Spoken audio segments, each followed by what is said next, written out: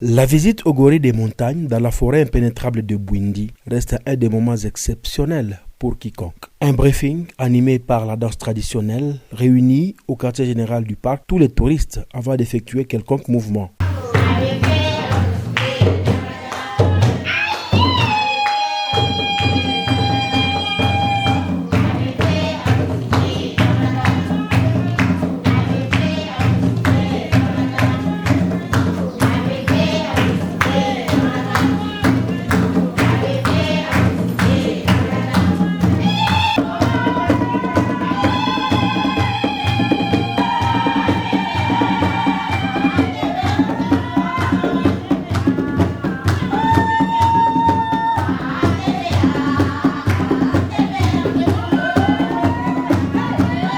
Cet espace sert aussi à l'exposition d'œuvres d'art et à l'étalage des talents d'artistes inspirés par la nature. Nous avons pour guide la Mec Mondi. Il nous conduit en profondeur de la forêt pour rencontrer Vignindo. Puisant de son expérience d'une dizaine d'années, il sait ce que ce travail impose. Nous nous retrouvons dans la forêt impénétrable de Bwindi que nous avons pénétrée.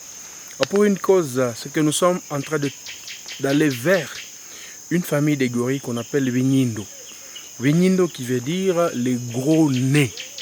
Cette langue, elle est commune pour les populations qui vivent au Congo, qui vivent au Rwanda et qui vivent ici en Ouganda. Vignindo vient du fait qu'il y a une certaine particularité sur le dos argenté, présentant, dit-on, des gros nez. Et là, nous allons voir dans cette forêt impénétrable de Bwindi, qui regorge à elle seule 456 individus sur plus de 1013 qui existent à travers le monde, uniquement dans les massifs du Grand Virunga. Quand nous prenons les espèces de gorilles ou les individus qui sont dans le Rwanda, dans Amgahinga et au parc national de Virunga, dit-on, il y a plus ou moins 608 de l'autre côté, mais ici, on a 458 individus. Et là, la famille Vignindo que nous allons voir en a 9. La forêt impénétrable de Bwindi est pénétrée par nous. Dans une clairière en pleine forêt, Vignindo et sa famille offrent l'un des plus beaux moments aux visiteurs.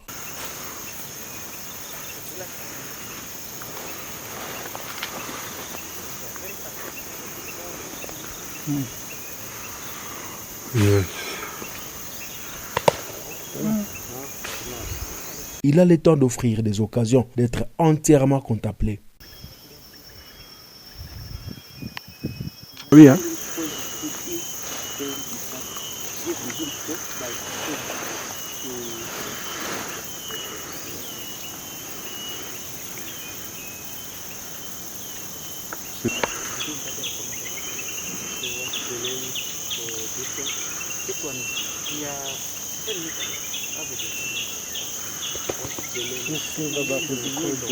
Quelle est alors l'histoire de cette famille et sa composition? Binyindo umeangalia hii pua hii nyindo yake namna iko.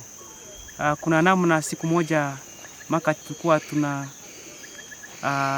maka alikuwa amehabituate. Sasa akakutana na zile zingine mnyama zenye bado alikuwa hajasoma. Sasa alikuwa anataka kufanya nini kuhakikisha kwamba hizi members zake zingine zinakuwa protected. Sasa akapigana na zile. Ati kwa hiyo the course of kupigana akafanya nini? Akauma nyindo yake hiyo.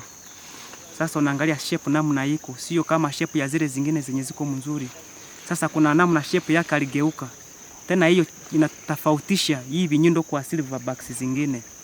So also as a sign kukisha kwamba tuna differentiate binyindo na silverbacks zingine. Sasa ndio kisudi tuliita yeye binyindo. Kwa maana hii nyindo yake iko tofauti na nyindo zingine za silverbacks zingine. Sasa tukaita yeye binyindo, pia tukapatia na jina ya group yote binyindo. Binyindo iko kwa family zenye tuko nazo kwa Bwindi, tuko na family sita Buhoma, and binyindo iko kwa family hizo. Sasa hii binyindo iko na mnyama 9, iko na silverback moja. Hiyo silverback moja binyindo ndio iko mkubwa ya chikundi hii, ndiye anaongoza chikundi kukisha kwamba chikundi iko mzuri, iko kufanya mzuri. Kama kuna shida na hawa wengine wenye ana lead, anahakikisha kwamba hizo mnyama ziko safi, ziko healthy, and anahakikisha kwamba ziko protected. L'accès au parc reste tout de même réglementé selon les normes. Kwa Ugandans and East Africans wanalipa mitwaro 25. Pia kwa wazungu wenye anatoka nje au zinakuwa $700. Kukuja kwa mnyama hii, kwanza unakuwa umevaa mzuri, viatu akuwe mzuri, hakuwe na traction chini, kwa maana siku nyingine unakuta bara hizi trails zenye tunafanyisa mvua amenyesha zinaserera. Sasa tunafaa ukuje na viatu mzuri, pia ukuje na chakula, ukuje na maji.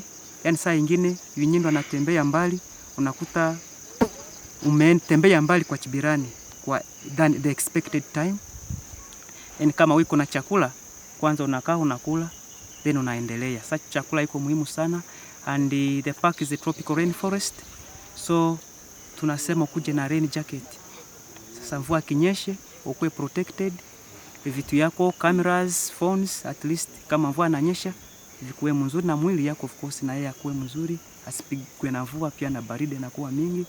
Sasa rain jacket is also very recommended. And tena tunakuelezea kukuja na mask, because it's a prerequisite or mandatory that unakuwa na mask to avoid direct contact with the gorillas, and especially with the disease transmission factor. Mask inakuwa muhimu sana, na hiyo usiwache nyuma. Chingine tunakuelezea kama baga yako iko kubwa. Kuna watu wenye wako na cameras mzito, ama unakuta mtu anakuja lakini nguvu iko kidogo, ama yeye hajazolea hii milima na altitude factor. Unajua wageni mingi anakuja anakuwa kwa places zenye ziko flat sana. Sasa tunakuelezea kama unakuja, kuna support staff namna tuliwaelezea kwa kuanza. Kuna watu wenye tulikuwaonesa wenye wako support staff au porters, wanakuja kubeba mizigo. Kama mzigo iko mzuri, kama wewe iko na kamera iko heavy, au wanakusaidia, wanabeba mzigo yako, wanakupatia mkono, wanakusaidia, wanakuvuta kwa siku sehemu kwa barabara zenye ziko mbaya. Namna tuliteremka pale, kuna wenye hawezi kuteremka by themselves. Sasa kama wewe iko na mtu karibu na wewe, inakuwa rahisi kwako. Then at the end of the day, huyo mtu unamlipa $20 or an equivalent to the currency Uganda here, which is about 70,000. Yes. Sasa hapo unakuwa tena umesaidia family ya watu hiyo wenye wanakaa karibu na hii porini. Yani that's the only way they can benefit directly. Though kuna vitu vingine yenye wana benefit, lakini hiyo inakuwa direct benefit. Peut-on estimer l'impact que la communauté riveraine observe à côté de ces sites? Kuna vitu mingi yenye management inafanya kwa kufurahisha watu, because tunafanya na hawa. Without the communities hawezi kumanage hii mnyama.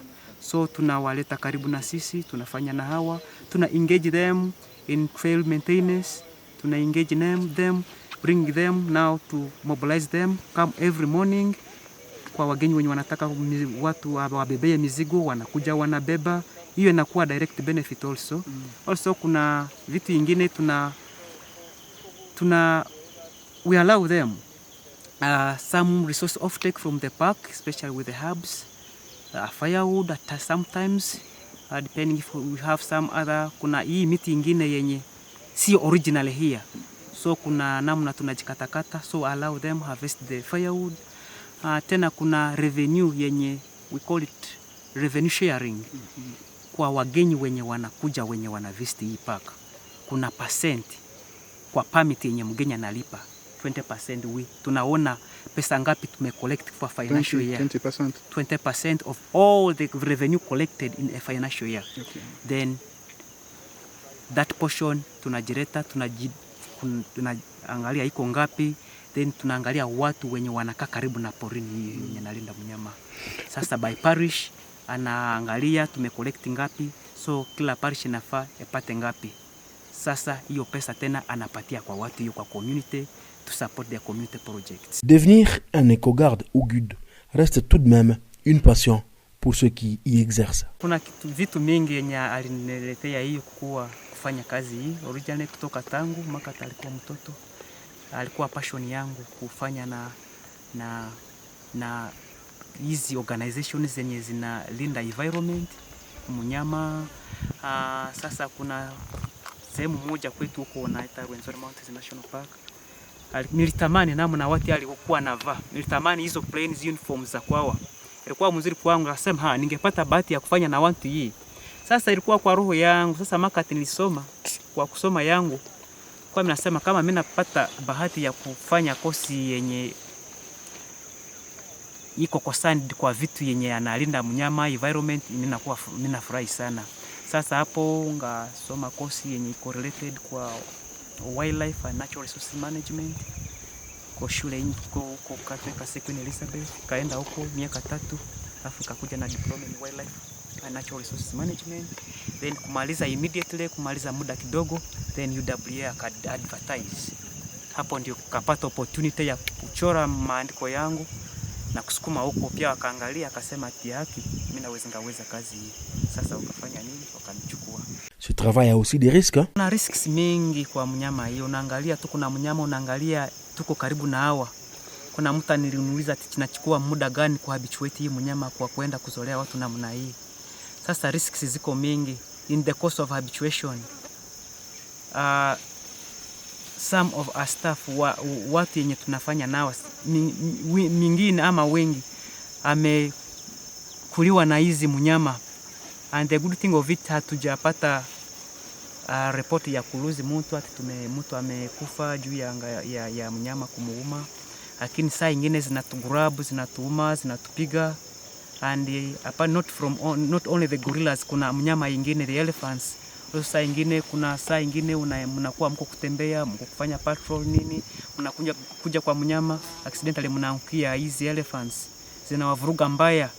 So some of our staff amekuliwa, amefanya nini, lakini tumebahatika ati hatujaluzi mtu kwa mambo hiyo. La région autour de ces massifs expose les protecteurs de la nature à des assassinats comme en République démocratique du Congo. Ces cas sont légion, mais comment se comportent les autres de l'autre côté du même massif?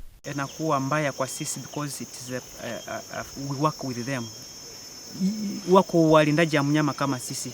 Kama unasikia kitu mbaya amefika kwa mtu, kwa rafiki yako mwenye mnafanya kazi na yeye in the same course of work, of course we feel attached, and na sisi tunawahurumia sana. Tunawahurumia tena inakuwa mbaya. Alors indiqué pour les retours, des souvenirs made by local peoples sont exposés et la plupart des touristes s'en procurent.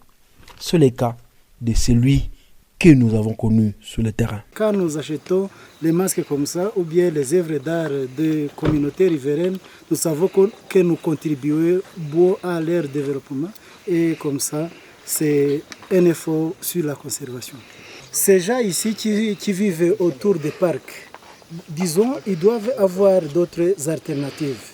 Sinon, il faut dépendre des ressources naturelles de l'intérieur des parcs. Alors nous, en tant que les visiteurs, si nous achetons leurs produits, nous leur donnons encore d'autres moyens. Peut-être avec ces capitaux, ils peuvent faire d'autres projets. Il y a des émotions qui s'expriment d'elles-mêmes à la sortie de la forêt. How do I feel? I feel moved by it. I thought it was an incredible experience. They're such gentle creatures. I think seeing them in a zoo setting and then seeing them in their natural habitat was such a moving experience, and it was incredible. The specific conservation that they treat the gorillas and animals very well. They pay attention to the natural state of the park. They seem very committed, and everyone who is involved with the park, like the rangers and how to say, liberated. It's been an amazing experience, fantastic, and I feel so much closer to nature right now. I'm from Italy. I don't regret coming here. I really enjoyed myself. I had an amazing time. I got to experience nature in a light that I never thought I would, seeing the majestic power of the silverback gorillas and just how docile they are and friendly and close to humans they are. It was quite an experience. I did not expect it, and it became very real when I saw it. It was incredible. Kevin from the United States. Absolutely incredible to be so close to them and to see how similar they are to humans and see them interact with each other and be able to spend that amount of time with them was unbelievable. You saw the babies, you saw the blackbacks, and you also saw the babies with the mothers interacting, and the silverback. We spent a good amount of time with the silverback, you know, getting photos with him and watching him eat, and then followed them for a little bit. It was at least an hour with them. It was absolutely incredible. Courtenay, Chicago, US. Une fois en présence de ces primates, on a toujours envie d'y rester. Comme je l'ai dit tout à l'heure, nous avons tout fait pour pénétrer la forêt de la Bwindi afin de venir voir dans leur milieu naturel ces espèces qui sont proches de nous. Nous sommes génétiquement semblables à ces gorilles, à 98% nous disent les scientifiques. Ces gorilles vivent dans cette nature avec comme prédateur l'homme et parfois certains animaux féroces. Nous avons compris qu'il est important de travailler avec les communautés comme le fait le parc de la forêt impénétrable de la Bwindi. Avec ces communautés, beaucoup de partages des revenus permettent qu'il y ait un développement autour de ces parcs nationaux. Cette forêt impénétrable de la Bwindi a connu dans les temps un envahissement, mais grâce à la politique, à une approche systémique de donner aux communautés l'opportunité de dialoguer, de servir les communautés autour de ce qu'eux veulent comme priorité, le parc a su répondre à cette question. Je crois que ce sont des modèles qui sont au niveau de la transfrontalier que nous devons tous ensemble approuver et pourquoi pas accompagner. Depuis la forêt impénétrable de Bwindi, à quelques mètres des gorilles, tout va Bwindi.